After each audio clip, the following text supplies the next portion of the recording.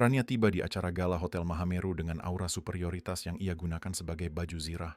Ketika melihat seorang wanita berpakaian sederhana menyajikan air untuk para tamu, ia tidak berpikir dua kali. Orang-orang sepertimu seharusnya tahu diri. Penghinaan itu bersifat publik dan kejam. Yang tidak Rania ketahui adalah ia baru saja menyerang orang yang salah, karena dalam beberapa menit, seluruh kebenaran tentang siapa wanita itu sebenarnya akan membuatnya gemetar karena malu. Tulis di kolom komentar dari mana Anda menonton kami, dan jadilah bagian dari momen spesial ini. Rania. Wijoyo melintasi lobi. Hotel Mahameru seolah-olah ia adalah pemilik tempat itu. Perhiasan mahalnya memantulkan cahaya keemasan dari lampu gantung kristal, dan setiap langkah sepatu bermereknya memancarkan kepercayaan diri mutlak. Acara amal malam itu menjanjikan menjadi yang paling eksklusif musim ini, hanya mengumpulkan kalangan paling elit di masyarakat lokal. Sebagai pemilik agensi periklanan puncak, Rania telah membangun sebuah kerajaan berdasarkan koneksi kuat dan strategi tanpa ampun. Baginya, acara sosial bukanlah hiburan, melainkan medan pertempuran, di mana reputasi dibangun dan dihancurkan. Dan malam itu, dikelilingi oleh kaum elit, ia merasa tak terkalahkan. Aula utama dihias dengan sempurna, dengan rangkaian bunga yang harganya lebih mahal dari gaji bulanan banyak orang. Meja-meja elegan memenuhi ruangan dan sebuah panggung menanti pidato malam itu. Rania mengamati semuanya dengan tatapan kritis, menilai setiap detail seolah-olah itu adalah audit sosial. Rania, sayang. Citra Lestari muncul di sampingnya, memamerkan senyum yang dipelajari. Cerang yang luar biasa. Sepertinya seluruh kelompok kita benar-benar datang. Tentu saja Citra, jawab Rania, sambil membenarkan gelang.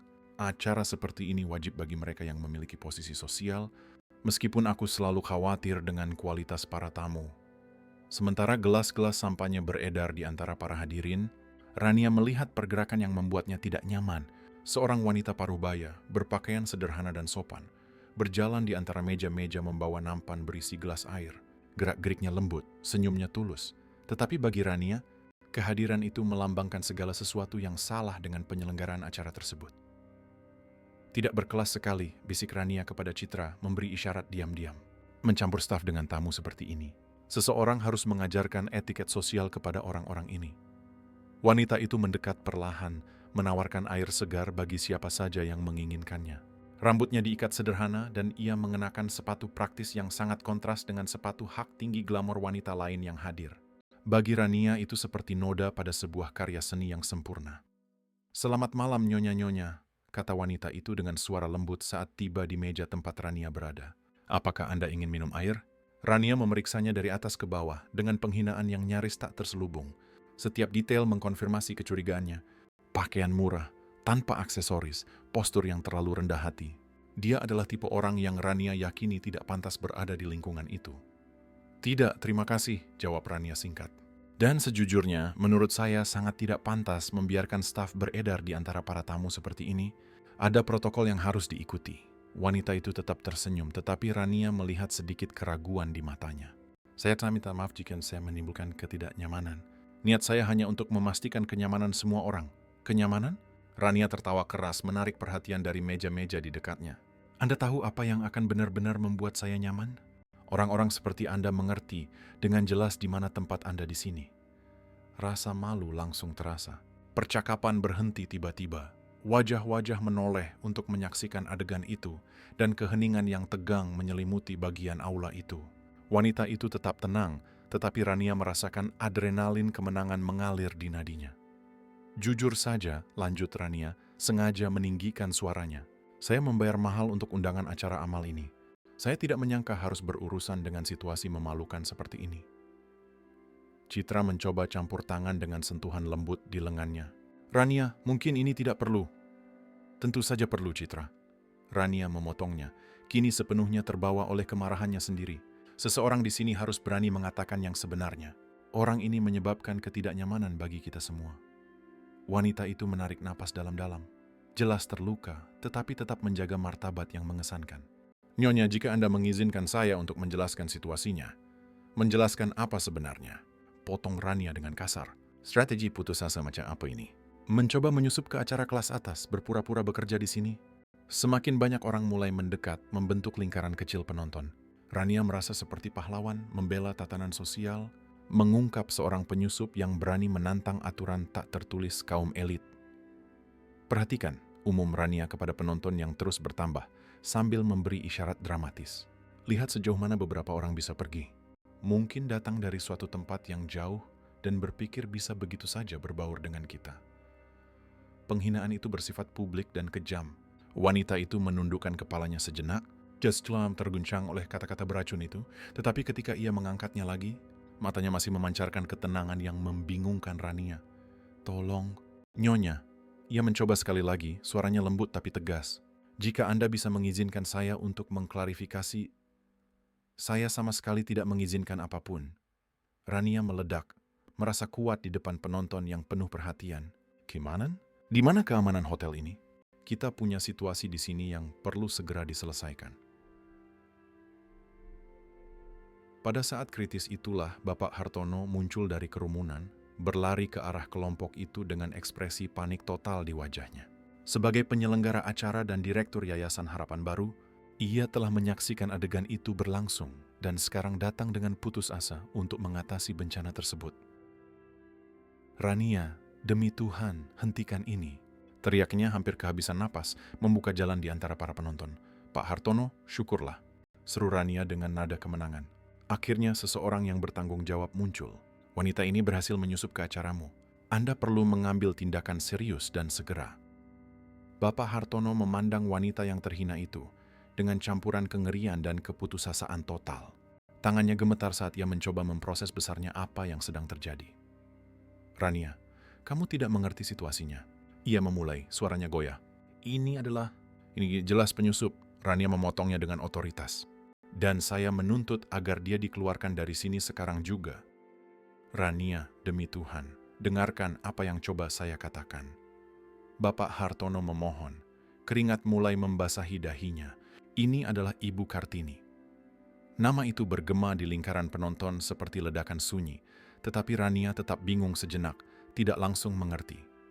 "Lalu kenapa? Saya belum pernah mendengar tentang Kartini manapun." Dia menjawab dengan jijik, menggelengkan kepalanya. "Nama itu tidak berarti apa-apa bagi saya." "Ibu Kartini," ulang Bapak Hartono kini dengan suara gemetar tak terkendali. "Pemilik Hotel Mahameru dan pendiri serta ketua Yayasan Harapan Baru, dia adalah tuan rumah malam ini." Keheningan yang menyusul benar-benar memekakkan telinga. Rania merasa seolah-olah lantai terbuka di bawah kakinya. Jantungnya berdebar kencang dan, untuk sesaat, seluruh dunia tampak berputar dalam gerakan lambat. Dia menatap lagi wanita yang telah ia serang dengan begitu kejam dan detail-detail yang tadinya ia abaikan mulai muncul. Postur yang secara alami elegan, tatapan yang tenang namun sangat cerdas, cara hormat para karyawan hotel menyapanya. Itu sama sekali tidak mungkin. Rania tergagap, merasa kakinya melemah. "Nyonya Rania," Ibu Kartini berbicara untuk pertama kalinya. Menatap langsung padanya, suaranya tetap lembut seperti sebelumnya. "Saya berkeliling di antara para tamu karena ini adalah tradisi pribadi saya selama bertahun-tahun. Saya ingin secara pribadi mengenal setiap orang murah hati yang bersedia mendukung acara amal kami." Rania menyadari dengan ngeri bahwa beberapa orang diam-diam merekam adegan itu dengan ponsel mereka. Penghinaan dahsyat yang coba ia timpakan pada Ibu Kartini kini berbalik menyerangnya dengan kekuatan berlipat ganda. Ibu Kartini menyelenggarakan acara amal ini setiap tahun. Bapak Hartono melanjutkan, jelas gugup dan mencoba meredakan situasi. "Beliau menyumbangkan seluruh keuntungan operasional hotel malam ini untuk lembaga amal. Beliau diakui sebagai salah satu filantropis terbesar di kota kita, dan tentu saja salah satu wanita yang paling dihormati dan dikagumi di lingkungan sosial kita, tambah Citra, yang kini tampak malu karena dikaitkan dengan perilaku Rania." Rania berusaha mati-matian untuk berbicara, tetapi kata-kata seolah tersangkut di tenggorokannya. Ibu Kartini mendekatinya dengan ketenangan yang sama seperti sebelumnya, tetapi sekarang Rania bisa melihat dengan jelas rasa sakit yang tulus dan mendalam di matanya yang lembut. "Nyonya Rania," kata Ibu Kartini dengan kelembutan yang membuat segalanya menjadi lebih menyakitkan. "Saya bekerja selama bertahun-tahun sebagai asisten rumah tangga untuk menabung dan membeli hotel ini.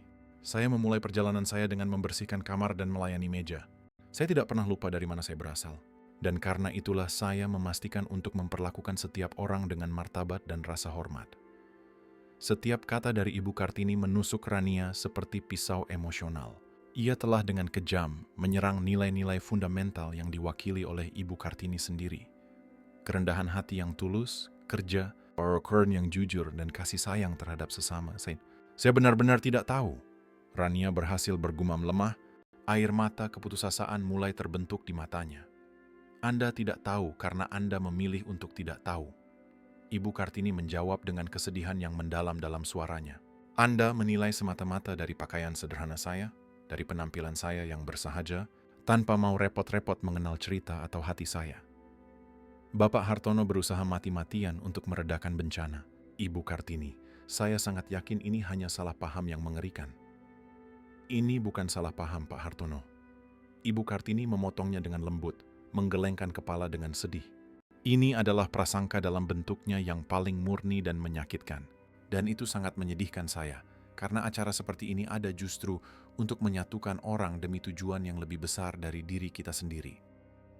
Pada saat genting itu, Budi, putra Ibu Kartini dan wakil presiden eksekutif jaringan hotel, mendekati kelompok itu dengan cepat setelah diberitahu tentang situasi tersebut oleh seorang karyawan yang khawatir.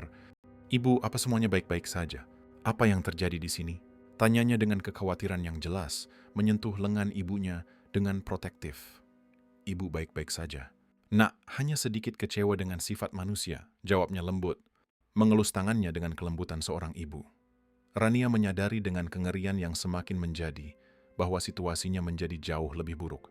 Ia tidak hanya secara brutal menghina pemilik hotel, tetapi juga melakukannya di depan keluarganya, mengubah momen amal pribadi menjadi tontonan kekejaman publik. Budi, Bapak Hartono mencoba menjelaskan dengan gugup. Ada sedikit kesalahpahaman antara... Kecil? Sebuah suara wanita memotong penjelasan itu seperti pisau. Itu adalah Dewi Sartika, seorang jurnalis sosial terkenal dan kolumnis untuk surat kabar utama kota. Saya merekam semuanya.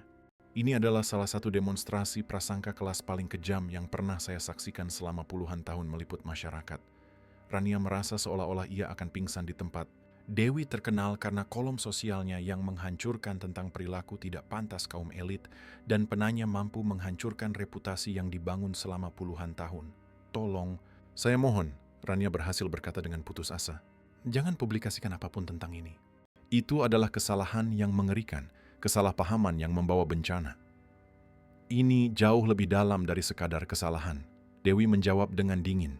Ini adalah pengungkapan yang jernih tentang karakter sejati Anda dan nilai-nilai terdalam Anda. Ibu Kartini mengangkat tangannya dengan lembut, meminta semua orang untuk diam. Dewi, tolong pertimbangkan baik-baik. Kita semua, sebagai manusia, berhak mendapatkan kesempatan untuk belajar, tumbuh, dan menjadi orang yang lebih baik.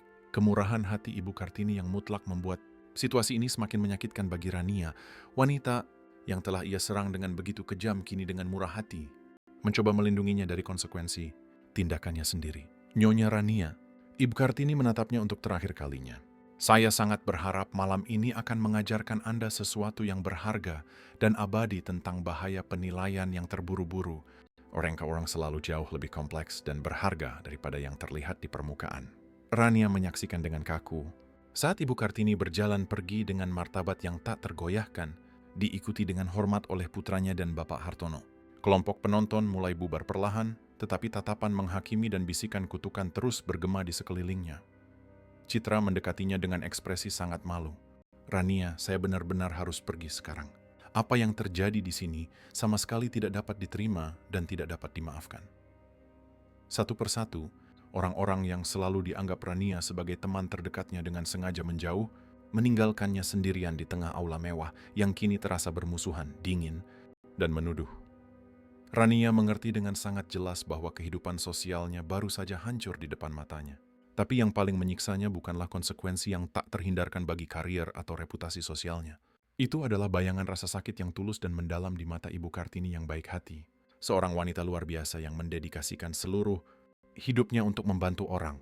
Lain dan telah diserang dengan kejam pada saat ia paling menunjukkan kerentanan dan kemurahan hatinya.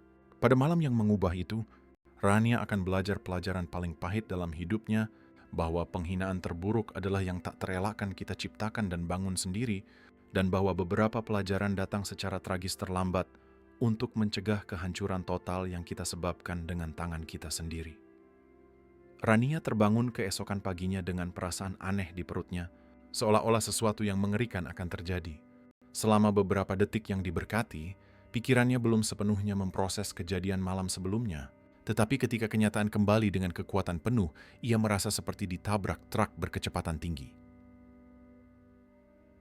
Ponsel di sebelah tempat tidur menunjukkan puluhan pesan yang belum dibaca.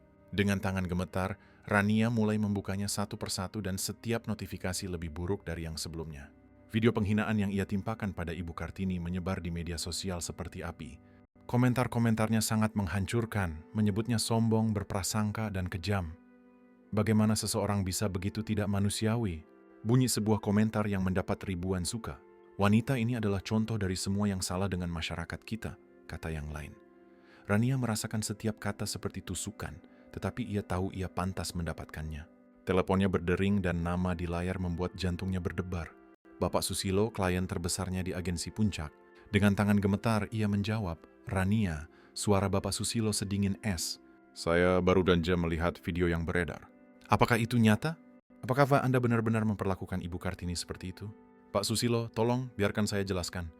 Rania memohon, suaranya goyah. "Itu adalah kesalahpahaman yang mengerikan. Saya tidak tahu siapa dia." "Apakah itu membuatnya jadi benar? Fakta bahwa Anda tidak tahu siapa dia membenarkan kekejaman itu?" Potong Bapak Susilo. "Rania, perusahaan kami tidak bisa berasosiasi dengan perilaku semacam ini. Saya membatalkan kontrak kita segera." Panggilan itu berakhir tiba-tiba, meninggalkan Rania menatap telepon dengan syok. Bapak Susilo menyumbang 40% dari pendapatan agensinya.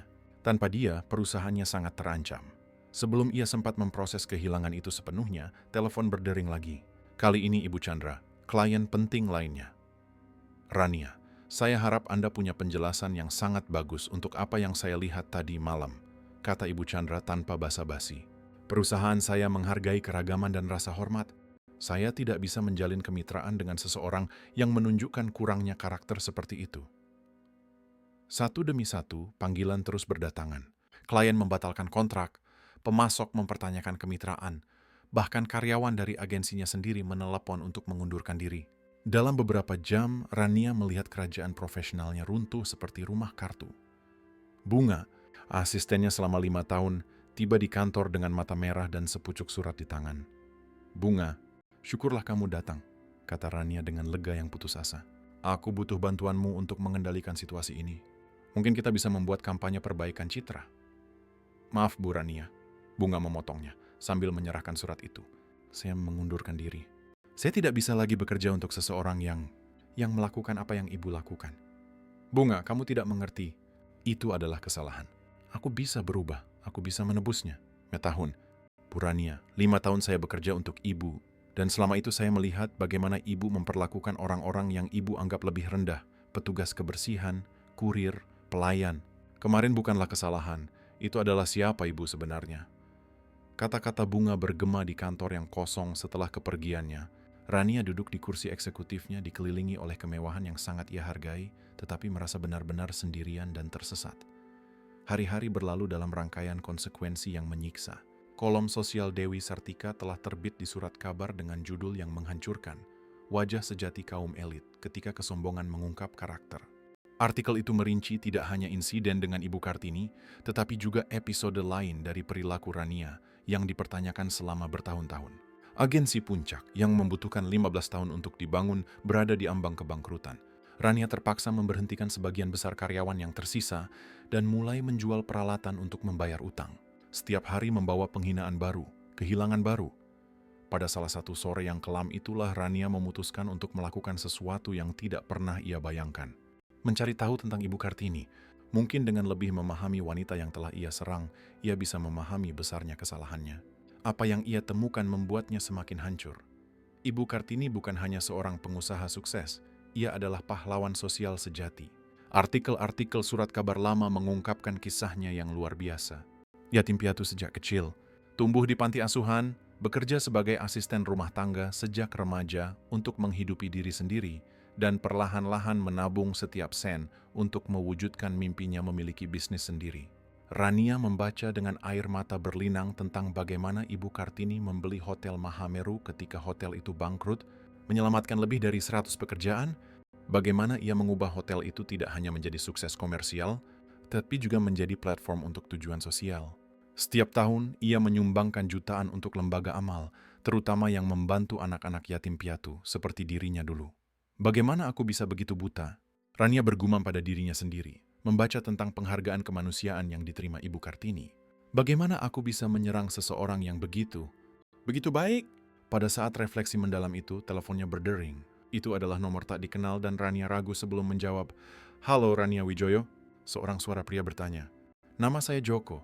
Saya seorang jurnalis investigatif dan saya ingin berbicara dengan Anda tentang insiden di Hotel Mahameru." Rania merasakan perutnya mulas. "Saya tidak punya komentar." "Sebenarnya saya yakin Anda punya. Saya sedang menulis artikel tentang kesempatan kedua dan penebusan. Saya dengar Anda sedang mengalami masa sulit." "Sulit?" Rania tertawa getir. "Hidupku sudah berakhir. Aku kehilangan segalanya. Perusahaan, teman, reputasi. Dan yang terburuk adalah aku pantas mendapatkan setiap konsekuensinya." "Menarik sekali Anda mengatakan itu." Joko mengamati. "Kebanyakan orang dalam situasi Anda mencoba membenarkan diri atau menyalahkan orang lain. Anda tampak benar-benar menyesal." "Menyesal bahkan tidak cukup untuk menggambarkan apa yang saya rasakan." Aku, Rania, terkejut dengan kejujurannya sendiri. Ibu Kartini adalah orang yang luar biasa dan saya adalah monster baginya. Bagaimana kalau kita bicara langsung? Saya tidak janji apa-apa, tapi mungkin cerita Anda bisa menginspirasi orang lain untuk merenungkan sikap mereka sendiri. Rania setuju untuk bertemu Joko keesokan harinya.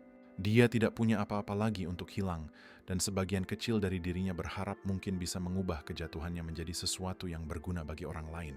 Pertemuan itu terjadi di sebuah kedai kopi kecil di pusat kota, jauh dari tempat-tempat mewah yang biasa Rania kunjungi. Joko adalah seorang pria paruh baya dengan penampilan sederhana, tetapi tatapan tajam. "Ceritakan tentang malam itu," pintanya setelah mereka duduk. Rania menarik napas dalam-dalam dan mulai menceritakan kejadian-kejadian itu, kali ini tanpa mencoba membenarkan diri atau meremehkan tindakannya. Setiap kata menyakitkan, tetapi juga membebaskan dengan cara yang aneh. "Yang paling menyakitkan bagi saya," katanya, "bukanlah konsekuensinya bagi hidup saya, tapi mengingat ekspresi di wajahnya. Ibu Kartini sedang bermurah hati, mencoba membuat semua orang merasa diterima.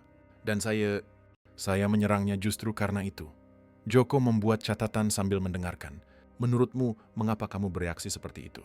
"Karena saya adalah orang yang mengerikan." Rania menjawab dengan sederhana. "Saya menghabiskan begitu banyak waktu membangun tembok antara diri saya dan orang-orang yang saya anggap lebih rendah, sehingga saya lupa akan kemanusiaan dasar. Dan sekarang, apa rencanamu?" Rania memandang keluar jendela kedai kopi, mengamati orang-orang biasa menjalani hidup mereka yang sederhana namun bermartabat. "Jujur saya tidak tahu. Saya tahu saya ingin berubah, bahwa saya perlu berubah, tetapi saya tidak tahu bagaimana memperbaiki apa yang telah saya lakukan." "Sudah mencoba berbicara dengan Ibu Kartini?" "Bagaimana bisa? Setelah apa yang saya lakukan, apapun yang saya katakan akan terdengar palsu atau egois." Joko menutup buku catatannya. "Rania, bolehkah saya memberitahumu sesuatu tentang Ibu Kartini yang mungkin belum kamu ketahui?" "Apa?" "Beliau pernah mengalami hal serupa. Bertahun-tahun yang lalu, ketika baru memulai di industri perhotelan, beliau mengalami penghinaan yang mengerikan dari orang-orang kelas atas. Saya tahu ini karena saya menulis artikel tentang perjalanannya bertahun-tahun yang lalu." Rania merasakan tusukan di hatinya. Orang-orang seperti saya. Tepat, tapi tahu apa bedanya? Ibu Kartini mengubah rasa sakit itu menjadi kasih sayang, alih-alih menjadi pahit. Beliau memutuskan tidak akan pernah membuat orang lain merasa seperti yang beliau rasakan. Dan saya melakukan hal yang sebaliknya. Rania bergumam, "Saya menggunakan posisi saya untuk membuat orang lain merasa kecil. Tapi kamu masih punya waktu untuk mengubah narasi ini," saran Joko. "Pertanyaannya adalah, apakah kamu bersedia melakukan pekerjaan yang diperlukan?" "Pekerjaan seperti apa?" Pekerjaan nyata. Bukan hanya meminta maaf atau berdonasi agar terlihat baik. Pekerjaan sungguhan, mulai dari bawah, memahami bagaimana orang-orang yang kamu hina hidup." Rania berpikir sejenak. Idenya menakutkan, tetapi juga ada sesuatu yang membebaskan di dalamnya. "Bagaimana Anda menyarankan saya untuk memulai?" Ibu Kartini adalah seorang asisten rumah tangga sebelum menjadi pengusaha. Bagaimana kalau kamu mencobanya? Bekerja sebagai asisten rumah tangga? Benar-benar memahami apa artinya berada di sisi lain? Saran itu seperti kejutan bagi Rania. Dia yang selalu memiliki pembantu, bekerja sebagai seorang pembantu. Idenya hampir tak terbayangkan. "Saya tahu kedengarannya ekstrim," lanjut Joko. Tapi jika kamu benar-benar ingin berubah, kamu perlu memahami dunia melalui mata orang-orang yang kamu hakimi. Rania meninggalkan kedai kopi dengan kepala pusing. Saran Joko bergema di benaknya saat ia berjalan di jalanan, mengamati para pekerja yang sebelumnya, bahkan tidak ia perhatikan. Petugas kebersihan, satpam, pedagang kaki lima, orang-orang yang bekerja keras untuk bertahan hidup, yang selalu ia abaikan atau perlakukan dengan merendahkan. Malam itu, Rania membuat keputusan yang akan mengubah hidupnya selamanya. Ia mengambil telepon dan menelepon agen penyalur tenaga kerja rumah tangga. "Selamat malam," katanya ketika telepon diangkat. "Saya ingin mendaftar sebagai calon asisten rumah tangga." Ada jeda terkejut di seberang sana. "Anda yakin, Bu? Boleh saya tahu pengalaman Anda sebelumnya?" "Tidak ada," Rania menjawab dengan jujur, "tapi saya bersedia belajar." Sambil memberikan datanya, Rania merasakan campuran teror dan harapan. Ia tidak tahu apakah bisa bertahan di dunia yang begitu berbeda dari yang ia kenal, tetapi ia tahu ia harus mencoba. Itu adalah satu-satunya cara untuk benar-benar memahami kejahatan yang telah ia sebabkan dan mungkin menemukan cara untuk menebusnya. Beberapa minggu kemudian, ketika ia menerima tawaran pekerjaan pertamanya sebagai asisten rumah tangga di rumah sebuah keluarga kelas menengah, Rania hanya ragu sejenak sebelum menerimanya. Itu adalah awal dari sebuah perjalanan yang akan menguji setiap serat keberadaannya. Tetapi mungkin itu adalah satu-satunya kesempatan untuk menjadi orang yang seharusnya ia menjadi sejak awal. Wanita sombong yang telah menghina Ibu Kartini akan segera menemukan apa arti sebenarnya dari kerendahan hati.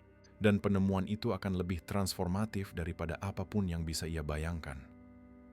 Rania menatap seragam sederhana yang terbentang di atas tempat tidur di kamar mewahnya yang dulu dan merasa mual. Selama 3 hari, ia mencoba meyakinkan dirinya sendiri bahwa ia tidak perlu sampai sejauh ini, bahwa ia bisa menemukan jalan keluar lain, jalan keluar apapun. Tapi kenyataannya tanpa ampun. Rekening banknya hampir kosong. Apartemen itu akan disita oleh bank dalam beberapa minggu, dan ia tidak punya siapa-siapa lagi untuk dimintai bantuan. "Ini konyol," gumamnya pada dirinya sendiri untuk ke-100 kalinya. "Oke, nomor sebuah karyani. Aku lulusan administrasi dari universitas terbaik di negeri ini. Aku sekian mungkin benar-benar mempertimbangkan untuk bekerja sebagai ini." Tetapi telepon berdering pagi itu dan suara Daniela dari agen penyalur tenaga kerja terdengar bersemangat. "Rania, ada lowongan mendesak. Keluarga Santoso membutuhkan seseorang hari ini juga. Gajinya bagus dan mereka orang-orang yang terhormat." Rania ragu selama beberapa detik sebelum menerima. Ia tidak punya pilihan, tetapi masih menolak untuk mengakui sepenuhnya bahwa hidupnya telah sampai pada titik ini. Alamat itu membawanya ke lingkungan kelas menengah atas, jauh dari kondominium mewah tempat ia biasa bergaul. Rumah itu bagus, terawat baik, tetapi jauh lebih sederhana daripada tempat manapun yang pernah Rania tinggali. Ketika ia membunyikan bel, tangannya gemetar begitu hebat sehingga ia harus menyilangkan jari-jarinya untuk menyamarkannya. "Anda pasti Rania," kata wanita yang membuka pintu. Dia adalah Sofia Santoso, seorang wanita dengan rambut beruban dan senyum tulus. "Silakan masuk. Senang sekali Anda bisa datang begitu cepat." Rania masuk ke dalam rumah dan langsung menyadari perbedaan mencolok antara lingkungan itu dan kehidupan lamanya. Perabotan sederhana namun nyaman, dekorasi bersahaja, foto-foto keluarga tersebar di dinding. Itu adalah rumah yang sesungguhnya, sesuatu yang tidak pernah dimiliki oleh apartemen mewahnya. "Asisten rumah tangga kami yang lama, Bu Gloria, harus pergi mendadak untuk merawat ibunya yang sakit," jelas Sofia sambil membawanya berkeliling rumah. "Kami putus asa karena suami saya, Ridwan, akan kembali dari perjalanan bisnis malam ini dan rumah ini berantakan sekali." Rania mengangguk mencoba terlihat tertarik, tetapi di dalam hatinya ia masih berjuang melawan kenyataan. "Tugas saya sebenarnya apa saja? Pembersihan umum, merapikan, menyiapkan makan malam, tidak ada yang terlalu rumit," jawab Sofia dengan lembut. "Daniela bilang Anda tidak punya banyak pengalaman, tapi saya bersedia mengajari." Saya punya pekerjaan lain sebelumnya," gumam Rania, menghindari detail. "Saya mengerti, kita semua punya cerita masing-masing." Sofia tersenyum penuh pengertian. "Yang penting adalah Anda di sini sekarang dan bersedia bekerja." Beberapa jam pertama adalah mimpi buruk bagi Rania. Tangannya, yang hanya terbiasa dengan keyboard komputer dan gelas kristal, kini gemetar saat memegang kain lap dan produk pembersih. Bau tajam deterjen mengganggunya dan ia menemukan otot-otot yang bahkan tidak ia ketahui ada. "Bukan begitu, Rania. Sofia mengoreksinya dengan sabar untuk kelima kalinya. Kainnya harus diperas sampai kering, kalau tidak akan meninggalkan bekas di cermin. Rania menghela napas frustrasi. Dalam kehidupan lamanya ia memberi perintah. Sekarang ia menerima instruksi tentang cara membersihkan kamar mandi dengan benar. Penghinaan itu konstan dan luar biasa. Saat makan siang, sambil menyantap roti lapis sederhana di dapur, sesuatu yang tak terpikirkan dalam kehidupan sebelumnya, Rania mengamati Sofia merapikan kertas-kertas di meja ruang tamu. "Maaf, saya penasaran," kata Rania. "Keluarga Anda bekerja di bidang apa?" "Suami saya, Ridwan, adalah seorang akuntan di sebuah perusahaan penyelenggara acara," jawab Sofia, "dan saya adalah koordinator proyek sosial di Yayasan Harapan Baru." Nama itu menghantam Rania seperti petir. Yayasan Harapan Baru, organisasi yang sama yang dipimpin oleh Bapak Hartono, tempat yang sama di mana Ibu Kartini adalah ketuanya. "Apakah Anda kenal Ibu Kartini?" tanya Rania mencoba menjaga suaranya tetap netral. "Kenal? Beliau adalah atasan saya dan salah satu orang paling mengagumkan yang pernah saya temui," jawab Sofia dengan antusias. "Kenapa? Anda kenal beliau?" Darah Rania seolah membeku. Ia akan bekerja di rumah seorang karyawan dari wanita yang telah ia hina di depan umum. Alam semesta sepertinya bertekad untuk menguji setiap batas ketahanannya. Pernah dengar tentang beliau. Rania berbohong sambil menunduk. "Ibu Kartini luar biasa," Sofia melanjutkan tanpa menyadari ketidaknyamanan Rania. "Beliau tumbuh di panti asuhan, bekerja sebagai asisten rumah tangga, dan hari ini memimpin sebuah kerajaan perhotelan, tetapi tidak pernah kehilangan kerendahan hatinya. Beliau memperlakukan semua orang dengan rasa hormat yang sama, dari CEO hingga petugas kebersihan." Setiap kata seperti tusukan bagi Rania. Sofia menggambarkan persis kualitas yang tidak pernah ia miliki. "Ngomong-ngomong," tambah Sofia santai, "terjadi sesuatu yang mengerikan padanya minggu lalu. Seorang wanita jahat menghinanya di depan umum saat acara amal. Saya tidak bisa membayangkan bagaimana seseorang bisa begitu kejam." Rania hampir tersedak roti lapisnya. Apa yang terjadi sebenarnya?" Seorang pengusaha sombong menyerang Ibu Kartini, mengira dia adalah seorang staf. Memanggilnya penyusup. Mengatakan dia tidak pantas berada di tempat itu. Bayangkan saja, Ibu Kartini yang mendedikasikan hidupnya untuk membantu orang lain. "Dan apa yang terjadi pada wanita itu?" tanya Rania, suaranya nyaris tak terdengar. "Kehilangan segalanya setahu saya. Perusahaannya bangkrut, teman-temannya menjauh.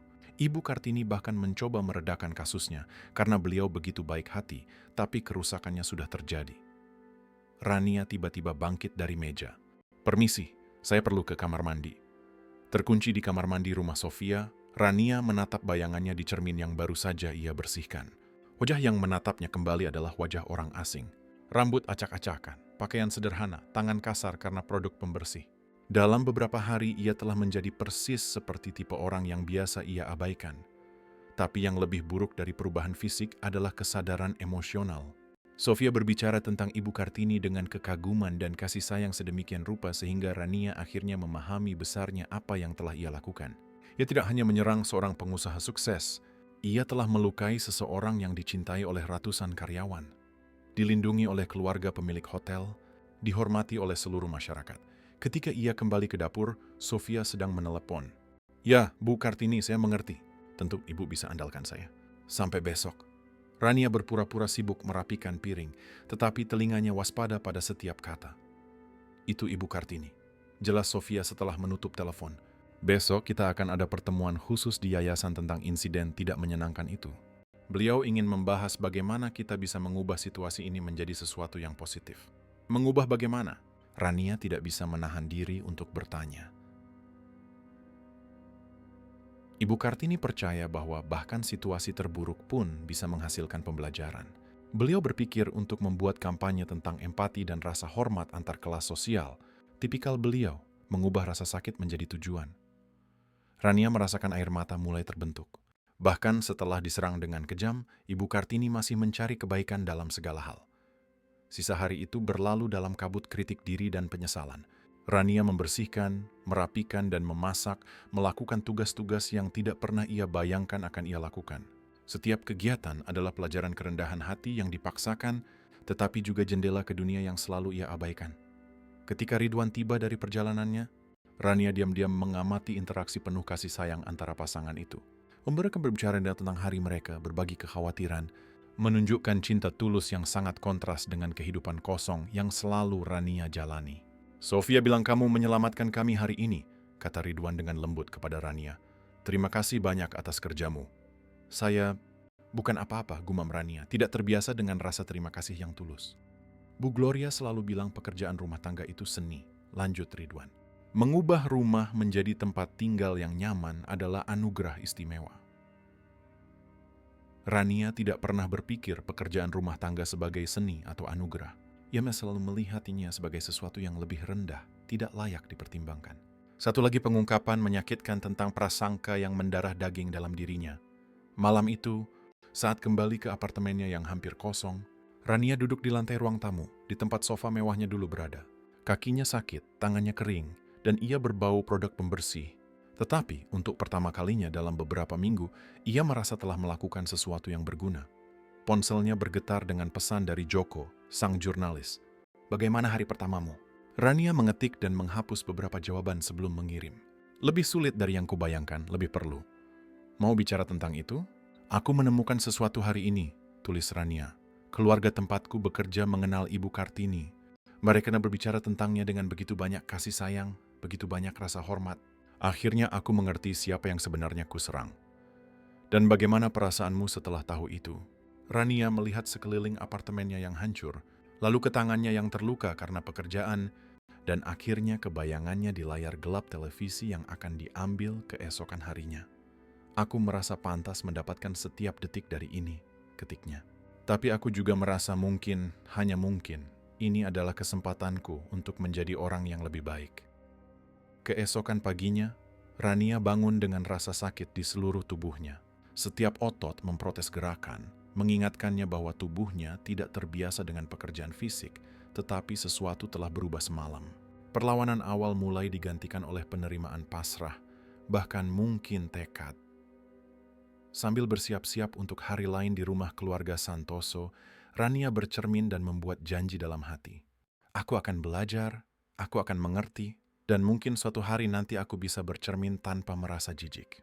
Tapi yang tidak Rania ketahui adalah bahwa Ibu Kartini telah memutuskan untuk mengunjungi Sofia pada hari itu juga untuk membahas rencana kampanye secara pribadi.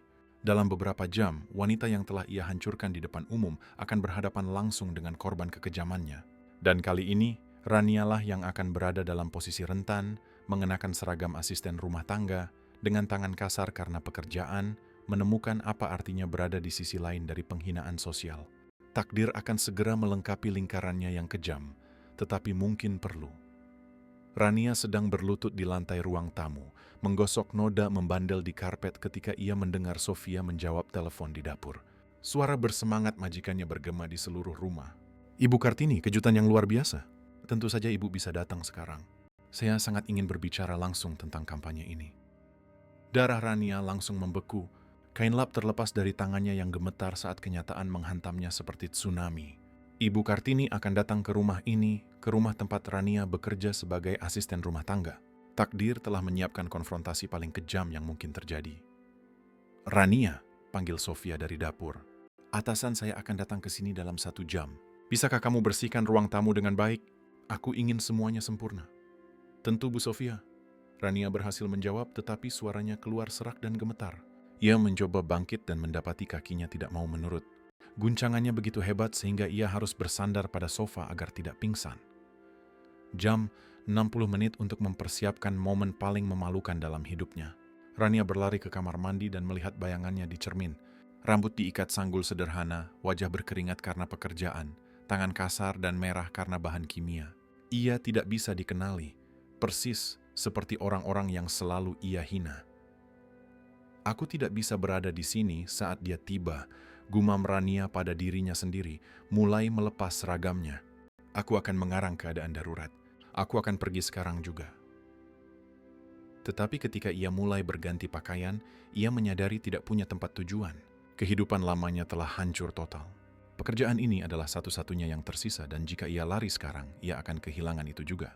Ia terpojok oleh takdirnya sendiri. Rania kembali ke ruang tamu dengan kaki gemetar dan terus membersihkan, tetapi setiap gerakannya mekanis. Pikirannya berputar putus asa, mencoba membayangkan bagaimana reaksi Ibu Kartini saat melihatnya dalam situasi itu. Apakah akan ada kemenangan, penghinaan, atau sesuatu yang lebih buruk? Kasihan. 40 menit kemudian, Sofia memeriksa ruang tamu untuk terakhir kalinya. Rania, pekerjaan yang luar biasa. Semuanya berkilau. Saat Ibu Kartini tiba, bisakah kamu sajikan kopi yang sudah kusiapkan? Bisakah saya melakukannya dari dapur? Rania mencoba menyarankan dengan putus asa. Saya nggak ingin mengganggu pertemuan kalian. Tidak apa-apa. Ibu Kartini selalu memastikan untuk menyapa dan berterima kasih kepada semua karyawan. Beliau sangat menghargai orang-orang yang bekerja dengan dedikasi. Kata-kata Sofia seperti tusukan pisau. Rania tahu persis bagaimana Ibu Kartini memperlakukan karyawan dengan rasa hormat dan martabat yang tidak pernah ia tunjukkan. Bel pintu berbunyi dan Rania merasa seolah-olah dunia runtuh. Sofia pergi membukakan pintu dan suara mereka sampai ke ruang tamu. Ibu Kartini, sayang, senang sekali Anda di sini. Sofia, terima kasih sudah menerimaku di rumahmu. Aku tahu ini hari liburmu. Suara itu. Rania akan mengenali nada itu. Itu adalah suara yang sama yang mencoba menjelaskan kehadirannya di acara, yang meminta izin untuk mengklarifikasi situasi, yang menjaga martabat bahkan di bawah serangan kejam. Ayo, kita ke ruang tamu. Rania membuatkan kopi spesial untukmu. Langkah kaki mendekat dan Rania memposisikan dirinya secara strategis membelakangi pintu masuk, menata cangkir di meja kopi dengan tangan yang gemetar hebat. Mungkin ia bisa menghindari dikenali. Mungkin ia bisa keluar diam-diam. Rania, panggil Sofia. Ayo kenalan dengan atasan saya, Ibu Kartini. Rania menarik napas dalam-dalam dan berbalik perlahan. Momen itu terasa seperti terjadi dalam gerakan lambat. Ibu Kartini berdiri di pintu masuk ruang tamu, anggun seperti biasa, tetapi ketika matanya bertemu dengan mata Rania, ekspresinya berubah total. Pengenalan itu instan dan menghancurkan. Ibu Kartini memucat. Matanya terbelalak dan untuk sesaat ia benar-benar terpaku. Sofia, yang menyadari ketegangan mendadak itu, memandang bingung di antara kedua wanita itu. Kalian saling kenal? Tanya Sofia ragu-ragu. Rania membuka mulut, tetapi tidak ada suara yang keluar. Ibu Kartini di sisi lain tetap diam tegang, jelas sedang memproses situasi mustahil yang terjadi. Ibu Kartini, desak Sofia khawatir. Apakah semuanya baik-baik saja? Ibu Kartini akhirnya menemukan suaranya, tetapi terdengar lemah dan terguncang. Sofia, bisakah kita bicara berdua sebentar? Tentu. Rania, bisakah kamu tinggalkan kami sebentar? Rania praktis berlari ke dapur, tetapi membiarkan pintunya sedikit terbuka. Ia tidak bisa menahan godaan untuk mendengar percakapan yang akan menentukan nasibnya. Sofia, suara Ibu Kartini syarat dengan emosi. Rania ini, dialah orangnya. Wanita dari acara itu? Wanita dari acara apa? Tanya Sofia bingung. Wanita yang mana? Yang menyerangku di hotel, yang menghinaku di depan umum. Keheningan yang menyusul memekakkan telinga. Rania bisa membayangkan keterkejutan di wajah Sofia. Sofia yang sama yang telah berbicara tentang Ibu Kartini dengan penuh kasih sayang dan yang telah menerima Rania dengan begitu ramah. Itu tidak mungkin. Sofia akhirnya berkata, suaranya gemetar. Rania, dia bekerja untukku. Dia Rania Wijoyo, mantan pemilik agensi Puncak. Ibu Kartini melengkapi dengan lembut, dan tampaknya konsekuensi dari tindakannya telah membawanya ke sini. Rania mendengarkan setiap kata, seolah-olah itu adalah hukuman mati. Sofia yang baik hati, yang telah memperlakukannya dengan begitu hormat, sekarang tahu persis siapa dia dan apa yang telah ia lakukan. Ibu Kartini, saya tidak tahu. Kalau saya tahu, saya tidak akan pernah. Sofia memulai jelas cemas. Sofia, kamu tidak melakukan kesalahan apapun. Ibu Kartini memotongnya. Kamu tidak mungkin tahu. Pertanyaannya sekarang adalah, apa yang kita lakukan dengan situasi ini? Rania tidak tahan lagi. Ia keluar dari dapur dan kembali ke ruang tamu, di mana kedua wanita itu menunggunya dengan ekspresi yang sangat berbeda.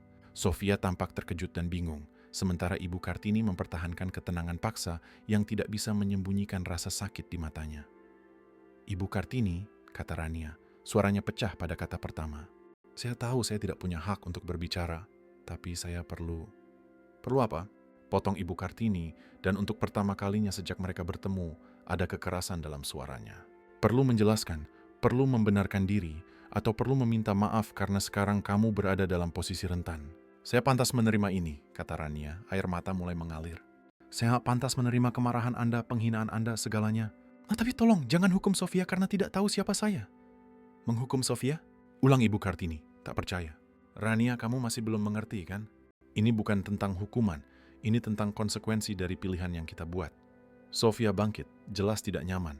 Mungkin sebaiknya saya tinggalkan kalian bicara. Tidak, kata Ibu Kartini tegas. Sofia, kamu berhak tahu dengan siapa kamu bekerja. Rania bukan hanya seseorang yang menghinaku. Dia mewakili semua yang salah dalam masyarakat kita. Prasangka, kesombongan, kurangnya empati. Setiap kata seperti tamparan bagi Rania, tetapi ia tahu itu benar. Selama berminggu-minggu, lanjut Ibu Kartini, aku mendengar komentar tentang malam itu. Karyawan hotel datang menceritakan betapa terkejutnya mereka. Orang-orang yang sudah mengenalku bertahun-tahun menyatakan kemarahan mereka. Kamu tidak hanya menyerangku, kamu menyerang semua yang kuperjuangkan. Saya tahu, bisik Rania. Saya sudah mencari tahu siapa Anda sebenarnya. Kisah Anda, pekerjaan Anda, kemurahan hati Anda, itu membuat segalanya 1000 kali lebih buruk. Mencari tahu? Ibu Kartini tertawa getir. Rania, itu selalu tersedia bagi siapa saja yang tertarik untuk tahu. Masalahnya adalah kamu tidak pernah tertarik untuk mengenal orang-orang yang kamu anggap lebih rendah. Sofia mengamati konfrontasi itu dalam diam, tetapi Rania bisa melihat kekecewaan tumbuh di matanya yang lembut. Ibu Kartini, Rania mencoba sekali lagi. Saya tahu saya tidak pantas dimaafkan. Saya tahu saya tidak punya hak untuk meminta apapun, tetapi saya sedang mencoba untuk berubah. Saya di sini bekerja dengan jujur, mencoba mengerti apa? Bagaimana rasanya dihina? Bagaimana rasanya dihakimi dari penampilan? Ibu Kartini bangkit, suaranya syarat dengan emosi yang tertahan. Rania, kamu sedang mengalami sebagian kecil dari apa yang orang-orang sepertiku alami setiap hari. Saya tahu dan saya benci diri saya yang dulu. Rania meledak, akhirnya melepaskan semua penderitaan yang terpendam. Saya benci cara saya memperlakukan orang. Saya benci kesombongan saya. Saya benci telah menyakiti seseorang seperti Anda. Lalu kenapa butuh waktu begitu lama untuk sadar? Tanya Ibu Kartini, suaranya sedikit pecah. Kenapa kamu harus kehilangan segalanya untuk mengembangkan sedikit empati? Pertanyaan itu bergema di ruangan seperti tembakan. Rania tidak punya jawaban karena kebenarannya tidak bisa dibela. Sofia, Ibu Kartini menoleh pada karyawannya. Aku tidak bisa memutuskan untukmu, tapi kamu perlu tahu bahwa bekerja dengan Rania berarti bekerja dengan seseorang yang menyebabkan salah satu penghinaan paling mendalam dalam hidupku. Sofia memandang di antara kedua wanita itu, jelas bimbang. Ibu Kartini, saya tidak tahu harus berbuat apa. Rania telah bekerja dengan baik, tapi sekarang setelah saya tahu, saya akan pergi, kata Rania tiba-tiba. Sehingga saya tidak akan menyebabkan masalah lagi. Sofia, Anda orang yang luar biasa yang tidak pantas berada di tengah-tengah ini. Rania, tunggu. Panggil Ibu Kartini saat ia menuju pintu keluar. Duduklah, Rania menurut, bingung dengan perubahan nada suara Ibu Kartini. Mau tahu kenapa aku di sini hari ini? Tanya Ibu Kartini. Aku datang untuk berbicara dengan Sofia tentang kampanye edukasi berdasarkan apa yang kamu lakukan padaku. Sebuah kampanye tentang empati, rasa hormat, dan konsekuensi dari prasangka. Rania menundukkan kepala karena malu. Tapi sekarang, lanjut Ibu Kartini, aku melihat sesuatu yang tidak kuduga. Apakah kamu benar-benar berubah? Atau hanya berpura-pura menyesal? Saya berubah, bisik Rania. Atau setidaknya saya sedang berusaha keras untuk berubah. Ibu Kartini mempelajarinya sejenak. Sofia, bisakah kamu beri kami waktu sebentar? Sofia mengangguk dan meninggalkan ruangan. Meninggalkan kedua wanita itu sendirian untuk pertama kalinya sejak malam yang menentukan itu. Rania, kata Ibu Kartini lembut, aku akan memberimu sebuah tawaran, tapi sebelumnya aku ingin kamu mengerti. Ini bukan pengampunan. Pengampunan harus diraih, bukan diberikan. Rania mengangguk, nyaris tak berani bernapas. Aku ingin kamu berpartisipasi dalam kampanyeku. Aku ingin kamu menceritakan kisahmu. Bagaimana kamu sampai pada titik menghina orang asing? Bagaimana kamu kehilangan segalanya? Bagaimana kamu belajar menjadi berbeda? Anda ingin saya mengekspos diri saya di depan umum? Tanya Rania tak percaya. Aku ingin pengalamanmu menjadi pelajaran bagi orang lain. Agar kejatuhanmu dan usahamu untuk menebus diri menunjukkan bahwa orang bisa berubah, tetapi konsekuensi dari tindakan kita itu nyata. Rania merasakan campuran teror dan harapan. Itu adalah kesempatan untuk mengubah tragedinya menjadi sesuatu yang berguna, tetapi itu berarti mengekspos rasa malunya kepada seluruh dunia. Jika kamu menerima, lanjut Ibu Kartini, kamu bisa terus bekerja untuk Sofia, tetapi dengan satu syarat. Selama 6 bulan kamu juga akan bekerja sebagai sukarelawan di yayasan, membantu orang-orang dalam situasi rentan. Saya terima, kata Rania segera. Saya terima apapun. Pikirkan baik-baik, Rania.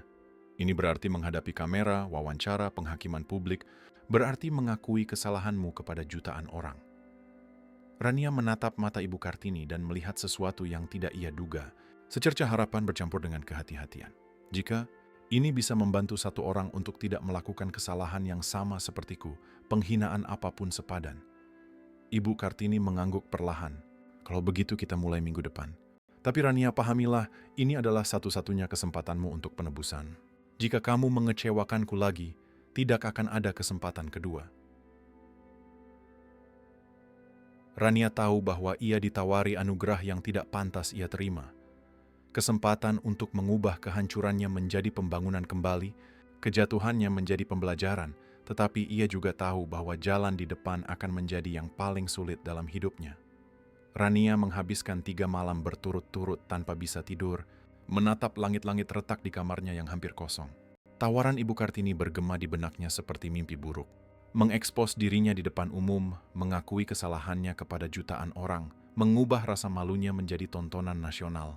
Aku tidak bisa melakukan ini, gumamnya dalam kegelapan pukul 3 pagi. Aku tidak bisa mengekspos diriku seperti ini. Aku sudah kehilangan segalanya. Aku tidak bisa kehilangan martabatku juga. Tetapi ketika alarm berbunyi pukul 5 pagi, ia menyeret dirinya keluar dari tempat tidur. Ia telah berjanji untuk terus bekerja untuk Sofia. Dan janji adalah janji, mungkin yang pertama yang benar-benar ingin ia tepati sepanjang hidup dewasanya. Pekerjaan rumah tangga secara sistematis menghancurkan tubuhnya. Punggungnya begitu sakit sehingga ia harus bersandar di dinding untuk bangun di pagi hari.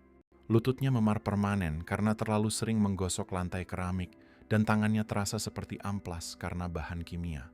Setiap otot memprotes rutinitas brutal itu, tetapi Rania menemukan sesuatu yang mengganggu. Ia mulai menemukan kedamaian aneh dalam rasa sakit fisik. Seolah-olah setiap tusukan adalah penebusan kecil atas tahun-tahun kekejamannya. Selamat pagi, Rania.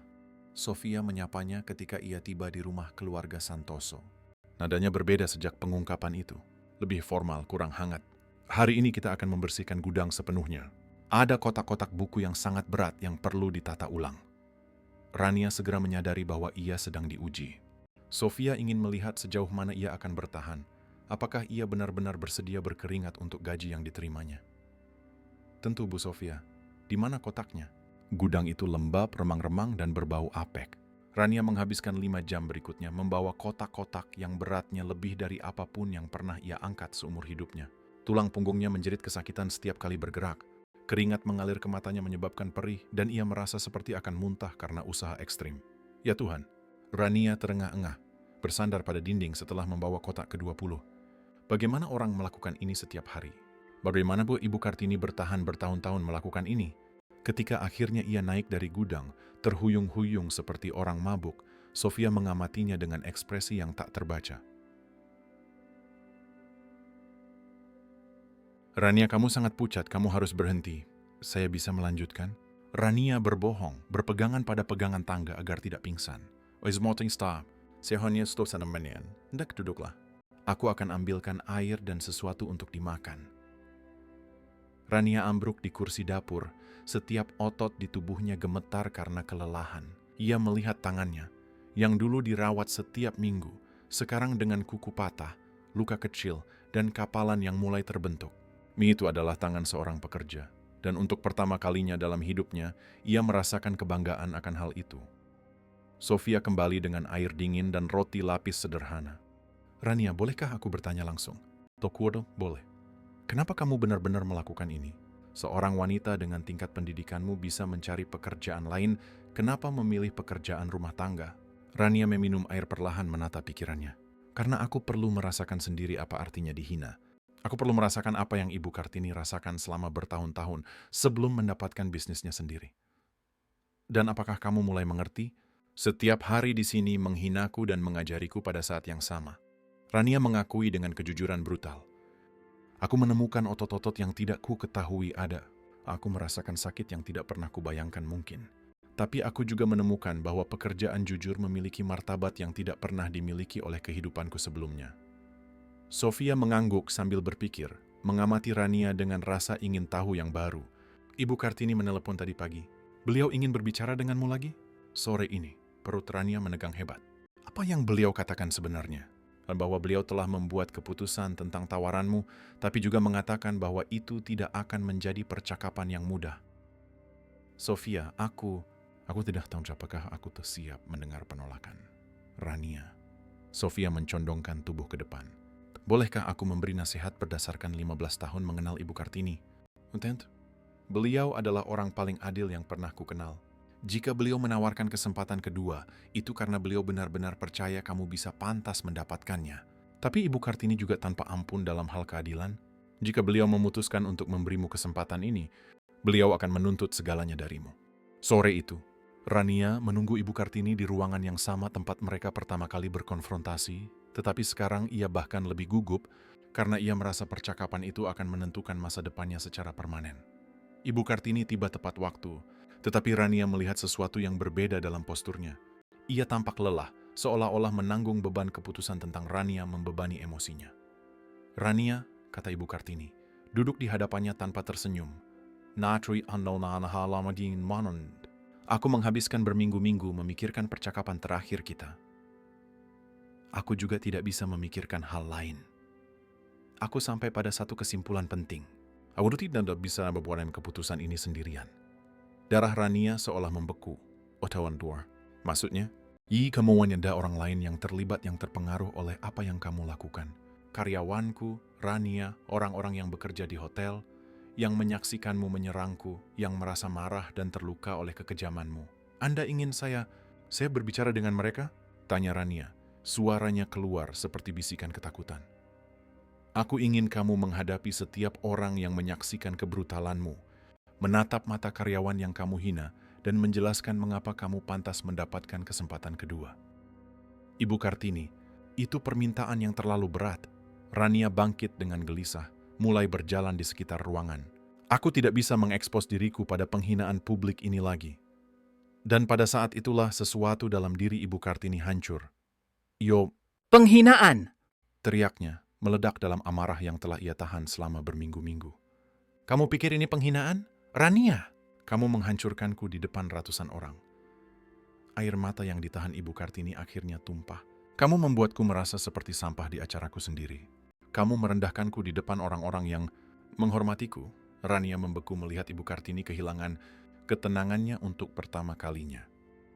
Kamu tahu bagaimana rasanya pulang ke rumah setelah diserang seperti itu. Lanjut Ibu Kartini sambil terisak. Tahu bagaimana rasanya bercermin dan bertanya-tanya apakah aku benar-benar terlihat serendah yang kamu buat kurasakan? Ibu Kartini, saya diam dan dengarkan. Mama, teriak Ibu Kartini dengan intensitas yang membuat Rania mundur. Aku menangis, Rania. Aku menangis seperti anak terlantar. Aku yang berhasil melewati panti asuhan, yang membangun kerajaan perhotelan, yang membantu ratusan keluarga, menangis berjam-jam, karena kata-katamu membawa aku kembali ke gadis yatim, piatu yang dihina karena miskin. Rasa sakit yang mentah dalam suara Ibu Kartini tak tertahankan untuk disaksikan. Kamu tahu apa yang dilakukan karyawanku setelah kamu menyerangku? Tanya Ibu Kartini, menyeka wajahnya dengan punggung tangannya. Mereka mengsipuk selama 2 hari. Orang-orang yang gajinya minimum meluangkan waktu untuk merawat atasan mereka yang terluka secara emosional. Rania juga menangis sekarang. Akhirnya memahami sepenuhnya tingkat trauma yang telah ia sebabkan. Kamu pikir kamu bisa begitu saja memutuskan bahwa kamu telah berubah dan pantas mendapatkan pengampunan instan? Tanya Ibu Kartini, suaranya kembali normal tetapi syarat dengan rasa sakit. Bahwa beberapa minggu membersihkan rumah bisa menebus tahun-tahun prasangka dan kekejaman? Tidak, bisik Rania. Saya tahu itu tidak menebus apa-apa. Karyawanku mencintaiku seperti keluarga, Rania, dan mereka melihat seseorang yang mereka kagumi dihancurkan oleh orang sepertimu. Jadi Mania, kami tidak menghargai mereka. Kamu akan menatap mata mereka masing-masing dan menjelaskan bagaimana kamu akan memperbaiki kejahatan yang tidak dapat diperbaiki yang telah kamu sebabkan. Dan jika mereka menolakku sepenuhnya, makinanya Rania gemetar, maka kamu akan menerima penolakan itu seperti aku menerima kekejamanmu, jawab Ibu Kartini dingin. Dan kamu akan belajar bahwa tidak semua hal dalam hidup bisa diperbaiki hanya karena kita memutuskan kita ingin memperbaikinya. Ibu Kartini sedikit menenangkan diri, kembali duduk. Rania, aku tidak menawarkan ini karena kebaikan hati. Aku menawarkannya karena aku percaya orang bisa berubah. Tapi perubahan sejati memiliki harga yang sangat tinggi. Harganya adalah kebanggaan, kenyamanan, ilusi bahwa kita bisa mengontrol bagaimana orang lain memandang kita. Kapan pertemuan itu? Tanya Rania ragu-ragu. Besok malam di hotel, di ruangan yang sama tempat kamu menyerangku. Simbolismenya kejam dan diperhitungkan dengan sempurna. Rania akan kembali ke tempat kejadian perkara untuk menghadapi konsekuensi dari tindakannya. Apakah akan ada pers, kamera? Yang tanya Rania ketakutan. Tidak, ini akan sepenuhnya pribadi. Menhadir kamu jauh dan sekitar 30 karyawan yang menyaksikan serangan itu atau terpengaruh secara emosional olehnya. Rania memejamkan mata mencoba membayangkan 30 orang menatapnya dengan kemarahan, kekecewaan, dan penghakiman yang keras. Terlalu menakutkan untuk dibayangkan tanpa panik. Ibu Kartini, saya tidak tahu apakah saya cukup berani. Berani? Ulang Ibu Kartini, tapi sekarang suaranya telah kembali sedikit lembut. Rania, keberanian bukanlah ketiadaan rasa takut. Keberanian adalah melakukan apa yang harus dilakukan, meskipun kita merasa sangat takut. Dan jika saya gagal total, jika mereka membenciku, dan jika kamu menemukan bahwa beberapa luka tidak bisa disembuhkan hanya dengan kata-kata manis, Ibu Kartini melengkapi. Maka kamu akan belajar salah satu pelajaran terpenting dalam eksistensi manusia, bahwa tindakan kita memiliki konsekuensi permanen dan tidak dapat diubah. Rania membuka matanya dan menatap langsung pada Ibu Kartini. Apakah Anda percaya saya benar-benar bisa berubah?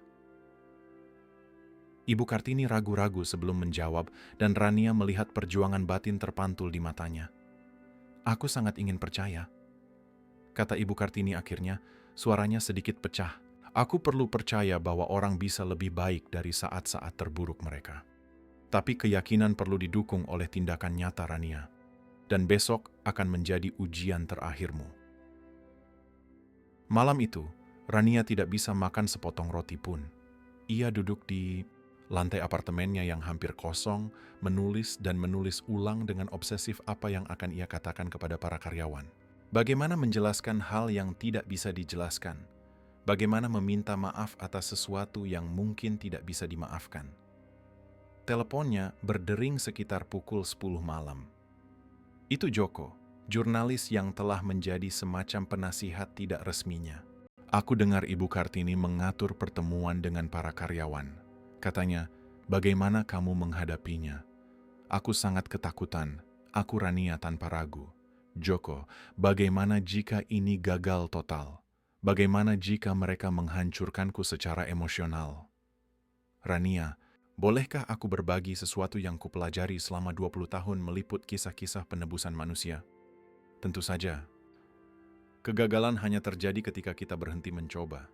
Kamu mungkin akan ditolak besok, mungkin akan dihina di luar bayangan, mungkin akan pergi dari sana tanpa satupun pengampunan. Tetapi jika kamu menghadapi situasi ini dengan kejujuran, total dan kerentanan yang tulus, kamu sudah mengalahkan dirimu yang dulu. Aku tidak mengerti. Rania yang kukenal beberapa bulan lalu tidak akan pernah berani menempatkan dirinya dalam posisi serentan itu. Tidak akan pernah mempertaruhkan harga dirinya untuk mencoba memperbaiki kerusakan yang ia sebabkan. Fakta, bahwa kamu bersedia melewati pengalaman ini sudah menunjukkan transformasi nyata dan mendalam. Untuk pertama kalinya dalam beberapa hari, Rania merasakan secercah harapan kecil menyala. Joko, menurutmu Ibu Kartini bisa memaafkanku sepenuhnya suatu hari nanti? Rania, pengampunan bukan tentang apa yang pantas atau tidak pantas kamu. Dapatkan, ini tentang apa yang orang yang terluka pilih untuk berikan dengan bebas. Tapi aku bisa memberitahumu satu hal dengan pasti. Ibu Kartini tidak akan menjadi wanita luar biasa seperti sekarang jika ia tidak percaya pada kemungkinan nyata penebusan manusia. Setelah menutup telepon, Rania pergi ke cermin buram di kamar mandi dan menatap bayangannya. Wanita yang menatapnya kembali sama sekali tidak bisa dikenali.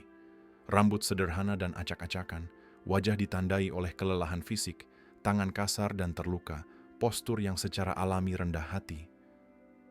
Tidak ada yang tersisa dari eksekutif sombong yang telah menyerang Ibu Kartini. Mona, besok, katanya pada dirinya sendiri, kamu akan menghadapi konsekuensi nyata dari siapa dirimu dulu. Dan mungkin, hanya mungkin, kamu akhirnya akan menemukan siapa dirimu bisa menjadi. Rania tahu bahwa pertemuan keesokan harinya akan menjadi momen paling sulit dan menentukan dalam seluruh hidupnya. Tetapi untuk pertama kalinya, sejak semuanya dimulai, ia merasakan tekad aneh tumbuh di dalam dirinya.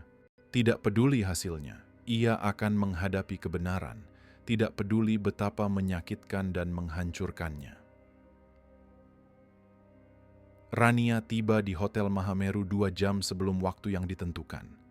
Ia ingin menghirup udara yang sama di mana ia telah melakukan kesalahan paling fatal dalam hidupnya.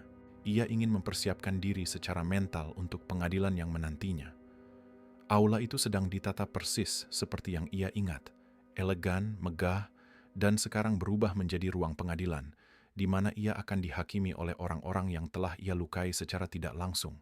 Ibu Kartini menemukannya berkeliaran dengan gugup di koridor. Datang lebih awal, kata Ibu Kartini, dan Rania menyadari bahwa ia juga tampak tegang.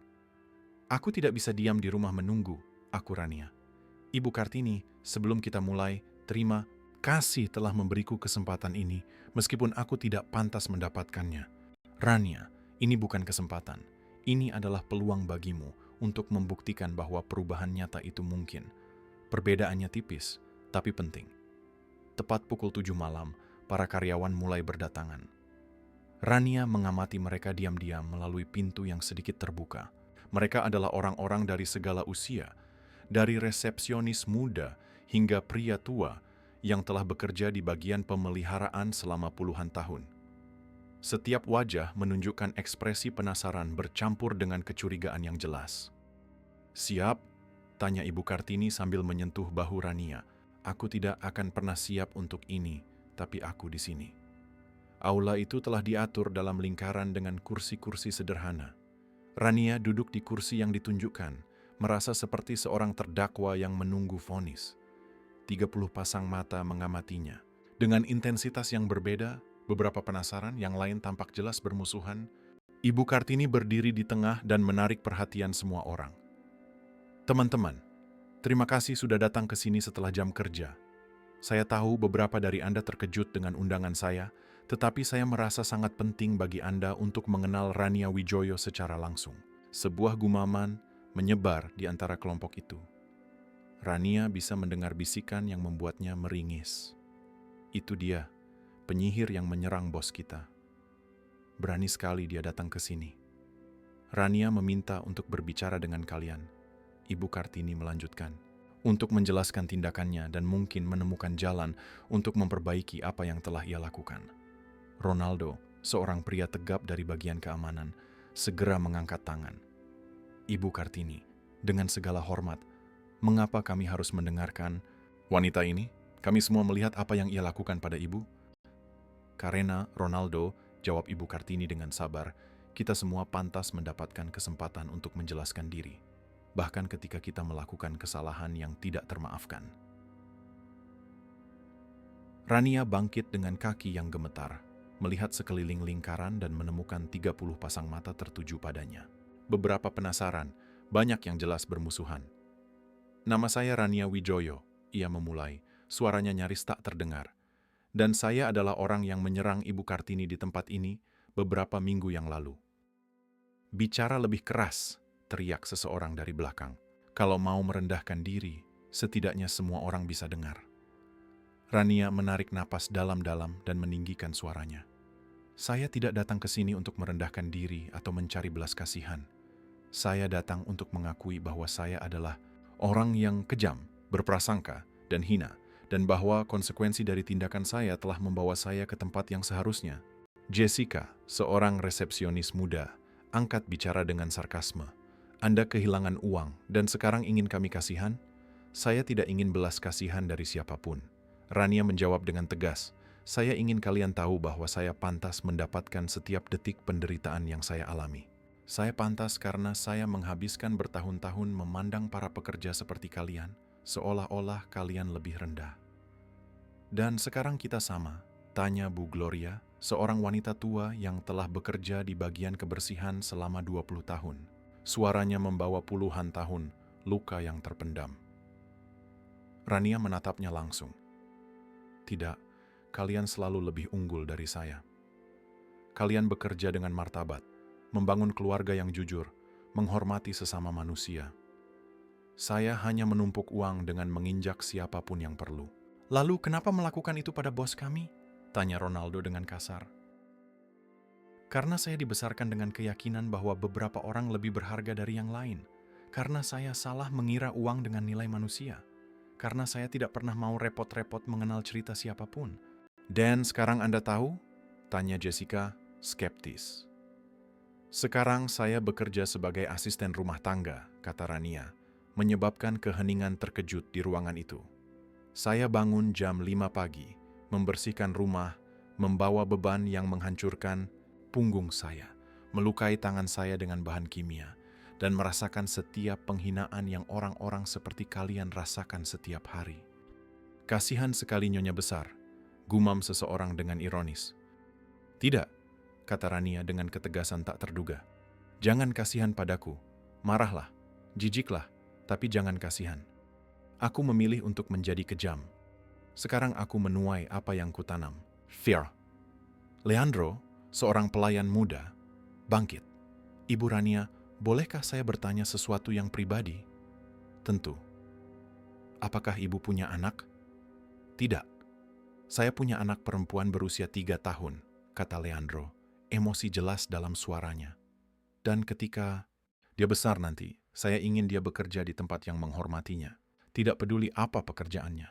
Bisakah ibu jamin tidak akan pernah lagi memperlakukan seseorang seperti ibu memperlakukan bos kami? Rania menatap mata ayah muda itu dan melihat keprihatinan tulus akan masa depan anaknya. Leandro, saya tidak bisa menjamin akan sempurna, tapi saya bisa menjamin bahwa pengalaman ini telah menandai saya sedemikian rupa sehingga saya tidak akan pernah bisa melupakan apa artinya berada di sisi lain dari penghinaan. Ibu Kartini yang mengamati dalam diam akhirnya angkat bicara. Rania, ceritakan pada mereka apa yang kamu temukan tentangku. Rania berbalik ke arah Ibu Kartini lalu ke para karyawan. Saya menemukan bahwa Ibu Kartini adalah segalanya yang tidak pernah saya miliki. Beliau tumbuh di panti asuhan, bekerja sebagai asisten rumah tangga, menabung setiap sen untuk membeli hotel ini, dan alih-alih menggunakan kesuksesannya untuk membalas dendam pada orang yang menghinanya, beliau menggunakannya untuk membantu orang lain. Apakah itu mengubah sesuatu? Tanya Ronaldo dengan keras. Itu membuat kekejamanku 1000 kali lebih buruk. Aku Rania, air mata mulai mengalir. Aku menyerang seorang wanita yang mendedikasikan hidupnya untuk membantu orang-orang dalam situasi rentan. Aku menyerang seseorang yang mengubah rasa sakit menjadi tujuan. Bapak Hartono, dari Departemen Acara, tiba-tiba berdiri. Tahu apa yang Ibu Kartini lakukan setelah seranganmu? Apa? Istanya Rania bingung. Mengunci diri di kamar mandi dan menangis selama 2 jam, kata Bapak Hartono, suaranya syarat dengan kemarahan. 2 jam, wanita terkuat yang kami kenal menangis karena kata-katamu yang kejam. Dampaknya seperti pukulan fisik bagi Rania. Saya tidak menyangka. Dan tahu apa yang ia lakukan setelah menangis? Lanjut Bapak Hartono tanpa ampun. Kembali ke acara dan terus tersenyum pada para tamu, terus bersikap ramah pada semua orang, karena begitulah dia, menempatkan kesejahteraan orang lain di atas rasa sakitnya sendiri. Rania tidak bisa lagi menahan tangisnya. Ibu Kartini tidak pantas menerima apapun yang kulakukan. Tidak ada yang pantas dan aku akan menanggung rasa bersalah ini selamanya. Rasa bersalah tidak menyelesaikan apa-apa, kata Bu Gloria dengan keras. Apa yang akan kamu lakukan untuk memperbaikinya? Ibu Kartini menawariku kesempatan untuk berpartisipasi dalam kampanye edukasi. Rania menjelaskan di sela isak tangisnya. Menceritakan kisahku secara publik untuk menunjukkan konsekuensi dari prasangka. Aku menerima untuk dihina secara nasional jika itu bisa mencegah seseorang melakukan kesalahan yang sama. Dan setelah itu, tanya Jessica. Setelah itu aku akan terus bekerja sebagai asisten rumah tangga sampai aku benar-benar memahami nilai kerja jujur. Aku akan menjadi sukarelawan di Yayasan Ibu Kartini dan akan mendedikasikan sisa hidupku untuk mencoba menjadi orang yang lebih baik. Keheningan yang berat menyelimuti ruangan. Para karyawan saling bertukar pandang, jelas terpecah tentang bagaimana harus merespons. Akhirnya Bu Gloria bangkit. Nona, saya akan memberitahumu sesuatu. Semua orang berhak mendapatkan kesempatan kedua, tapi hanya satu. Jika kamu menyia-nyiakan kesempatan yang diberikan bos kami ini, tidak akan ada yang ketiga. Karyawan lain mulai angkat bicara. Andrew, jika benar-benar berubah, buktikan dengan tindakan sehari-hari, bukan dengan kata-kata manis. Bos kami hatinya terlalu besar. Jangan kecewakan dia lagi. Pekerjaan rumah tangga itu terhormat jika dilakukan dengan martabat. Saya harap kamu benar-benar mempelajarinya. Rania mendengarkan setiap komentar sebagai berkat tak terduga. Itu bukan pengampunan penuh, tetapi sesuatu yang jauh lebih berharga, kesempatan bersyarat untuk membuktikan nilainya. Ibu Kartini menutup pertemuan dengan berterima kasih kepada semua orang atas kehadiran dan kejujuran mereka. Ketika karyawan terakhir pergi, ia dan Rania ditinggal sendirian di aula tempat semuanya dimulai. "Bagaimana perasaanmu?" Wan tanya Ibu Kartini lembut. "Seperti bisa bernapas untuk pertama kalinya dalam beberapa minggu," jawab Rania dengan jujur. "Mereka tidak memaafkanku, tapi mereka memberiku sesuatu yang lebih baik, kesempatan untuk pantas dimaafkan." "Rania, kamu harus mengerti, kampanye ini akan brutal. Kamu akan dihakimi di depan umum, dikritik di media sosial, bahkan mungkin diancam. Apakah kamu benar-benar yakin ingin melewati ini?" "Ibu Kartini, jika rasa maluku bisa mencegah satu orang saja berbuat kejam pada orang lain, penghinaan apapun sepadan." Ibu Kartini mengangguk perlahan. "Kalau begitu kita mulai minggu depan." Beberapa minggu kemudian, kampanye kesempatan kedua diluncurkan secara nasional. Rania berpartisipasi dalam wawancara televisi, film dokumenter, dan seminar, menceritakan kisahnya dengan transparansi yang menyakitkan. Dampaknya luar biasa. Jutaan orang penonton berkomentar menghakimi dengan keras. Tetapi sesuatu yang tak terduga mulai terjadi. Selain kritik yang menghancurkan, datang pula pesan dari orang-orang yang merasa terhubung. Saya juga pernah menghakimi orang dari penampilan dan saya menyesal. Kisah Anda membuat saya mempertanyakan prasangka saya sendiri. Terima kasih atas keberanian. Anda mengakui kesalahan yang banyak orang sembunyikan. Joko menulis artikel lanjutan, berjudul "Ketika Kejatuhan Menjadi Pertumbuhan, Perjalanan Rania." "Wijoyo," Sofia menjadi teman sejati. "Kamu telah menemukan kemanusiaanmu yang hilang," katanya suatu sore. Sangat menginspirasi untuk menyaksikannya. Bunga, mantan asistennya, mengirim pesan setelah melihat sebuah wawancara. "Rania, saya Manina sakit hati mengingat bagaimana Anda memperlakukan orang, tapi saya mengagumi keberanian Anda untuk berubah secara publik." Dan Ibu Kartini, ia menjadi lebih dari sekadar korban yang memaafkan penyerangnya. Ia berubah menjadi mentor, teman, dan bukti hidup bahwa orang-orang paling luar biasa adalah mereka yang mengubah rasa sakit menjadi tujuan yang lebih besar. Pada ulang tahun pertama kampanye, Rania dan Ibu Kartini bertemu kembali di aula yang sama tempat semuanya dimulai, tetapi kali ini mereka berdampingan sebagai mitra dalam sebuah misi transformatif. "Tahu apa yang akhirnya kupelajari?" kata Rania sambil mengamati aula yang dihias untuk acara amal lainnya. "Ceritakan." "Orang yang paling sulit dimaafkan adalah diri kita sendiri. Anda telah memaafkanku berbulan-bulan yang lalu, tapi aku masih belajar untuk menerima bahwa aku bisa menjadi lebih baik." "Dan itu sehat," Ibu Kartini tersenyum tulus. "Itu berarti perubahannya nyata." Rania yang dulu tidak akan pernah mempertanyakan tindakannya sendiri.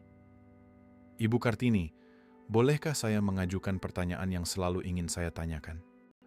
"Tentu. Mengapa Anda memberiku kesempatan ini setelah semua kekejaman itu? Mengapa mempertaruhkan reputasi Anda dengan menawariku penebusan?" Ibu Kartini mengamati orang-orang yang datang ke acara itu, pengusaha, pekerja, orang-orang dari semua kelas sosial berkumpul untuk tujuan yang sama. "Karena aku percaya setiap manusia membawa benih kebaikan di dalam dirinya. Terkadang benih itu terkubur di bawah lapisan kesombongan, prasangka, dan rasa sakit. Tapi ia selalu ada, menunggu kesempatan yang tepat untuk mekar. Dan jika aku tidak berubah, maka aku akan belajar pelajaran yang berbeda tentang sifat manusia. Tapi untungnya aku menemukan bahwa keyakinan pada kemampuan untuk berubah adalah salah satu kekuatan paling dahsyat di alam semesta." Malam itu, Rania melayani para tamu di acara amal, bukan sebagai hukuman atau penebusan dosa, tetapi sebagai pilihan sadar. Pilihan untuk melayani daripada dilayani, kerendahan hati daripada kesombongan, cinta daripada kebencian. Ketika seorang pengusaha muda mengenalinya dan berkomentar, "Anda bukankah wanita dari kampanye kesempatan kedua? Sungguh keberanian yang luar biasa datang ke sini." Rania menjawab dengan tenang, "Keberanian sejati bukanlah melakukan apa yang mudah. Keberanian adalah memilih setiap hari untuk menjadi lebih baik dari dirimu kemarin. Dan di sana, di aula di mana seorang wanita sombong telah menghancurkan yang lain dengan prasangka dan kekejaman, dua wanita bekerja berdampingan, menunjukkan bahwa kisah-kisah paling kuat bukanlah tentang orang-orang yang sempurna, tetapi tentang orang-orang yang memilih untuk tumbuh dari kesalahan terburuk mereka.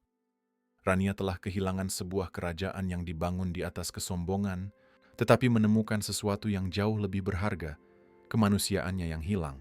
Ia menemukan bahwa terkadang kita perlu hancur sepenuhnya untuk membangun kembali diri kita dengan cara yang benar.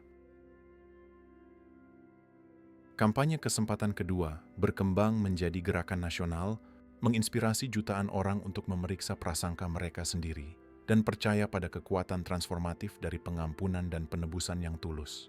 Rania menjadi bukti hidup dari sebuah kebenaran universal. Tidak peduli seberapa dalam kita jatuh, selalu ada kesempatan untuk bangkit menjadi lebih baik, lebih berbelas kasih, dan lebih manusiawi dari sebelumnya. 3 tahun setelah insiden yang mengubah segalanya, Rania dan Ibu Kartini bersama-sama meresmikan Institut Kesempatan Kedua, sebuah organisasi yang didedikasikan untuk mendidik tentang prasangka dan mendukung orang-orang dalam proses penebusan pribadi. Dalam pidato peresmiannya, Rania berkata, "Saya belajar bahwa transformasi nyata tidak terjadi ketika kita kehilangan segalanya. Itu terjadi ketika kita memilih untuk menggunakan kejatuhan kita untuk membangun sesuatu yang lebih baik. Tidak hanya untuk diri kita sendiri, tetapi untuk dunia." Dan Ibu Kartini melengkapi, kesempatan kedua terpenting yang bisa kita berikan adalah untuk diri kita sendiri. Kesempatan untuk menjadi orang yang lebih baik setiap hari yang baru. Wanita yang suatu hari berkata, "Orang-orang sepertimu seharusnya tahu diri, akhirnya menemukan tempatnya sendiri, melayani orang lain dan membuktikan bahwa perubahan sejati itu mungkin ketika datang dari hati." Jika Anda menyukai cerita ini, maka sukai dan berlangganan saluran ini agar tidak ketinggalan video berikutnya.